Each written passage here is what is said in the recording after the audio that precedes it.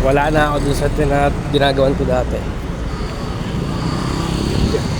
Wala na ako rin sa ano, sa mababa yung sweldo. Sa 650, pukin niya na yan. Buti niya, wala na eh.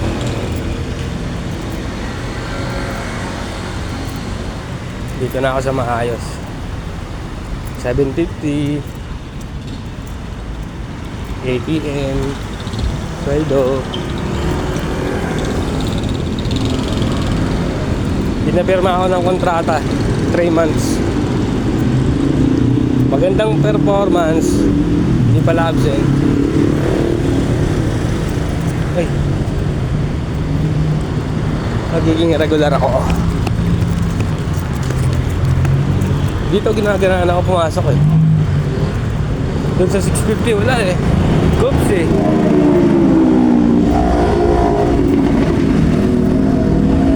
Foreman lagi pang magaling.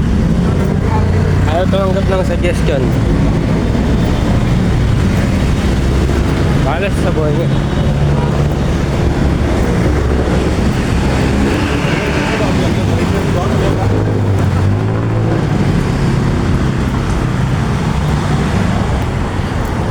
Eight to 5 OT hanggang alas 8. Panalo na rin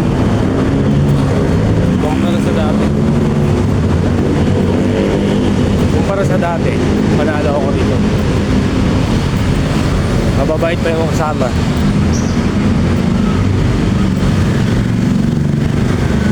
Pero di pa rin naman ako nang titiwala kasi yung mga nakasama ko nakaraan ganun din naman eh. Mabait lang din sa una eh. Sabi namin, usap-usap kami. Kaya ang baba na sweldo. Nagreklamo kami sa isa't isa eh.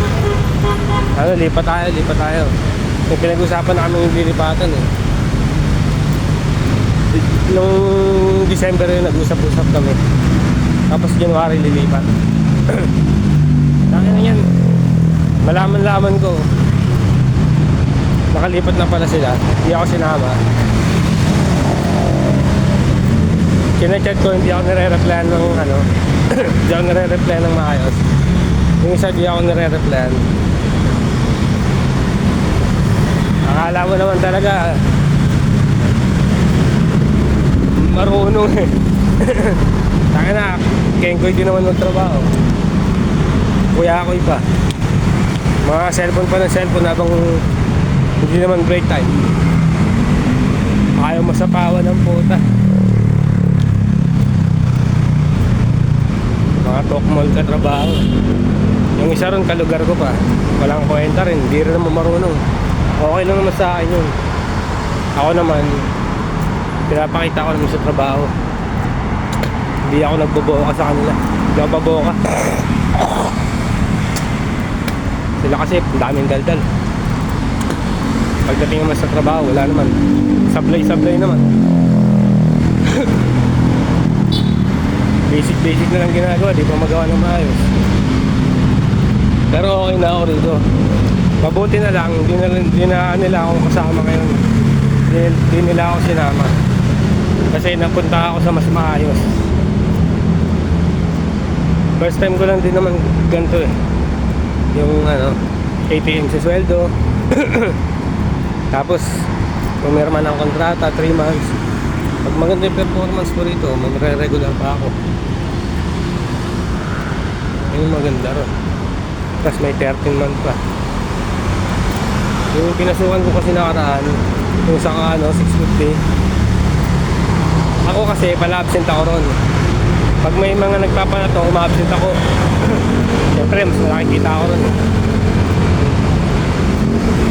650 8 oras. Eh sa tato 1,000 1 oras lang, minsan wala pa. Kikitain ko na yun. Di naman araw-araw, pero mas panalo, di ba?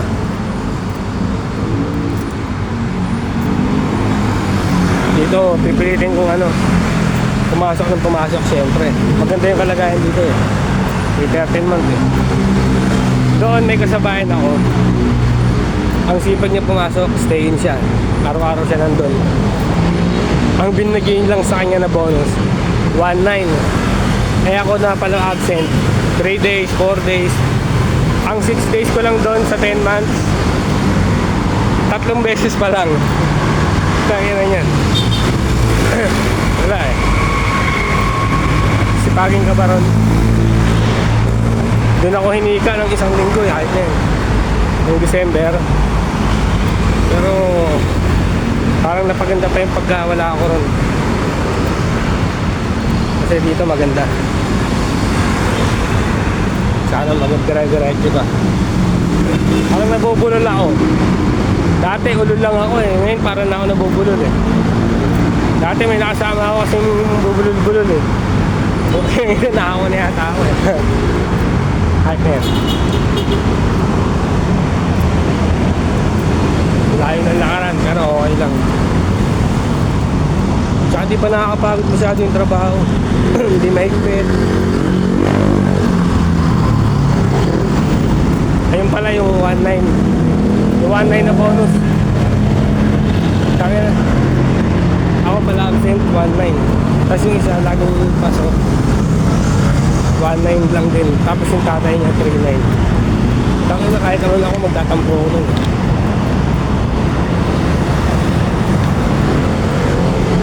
Laging pumapasok. Tapos 1.9 lang. Tapos ako na pala absent 1.9 din. Di ba? Gang ko.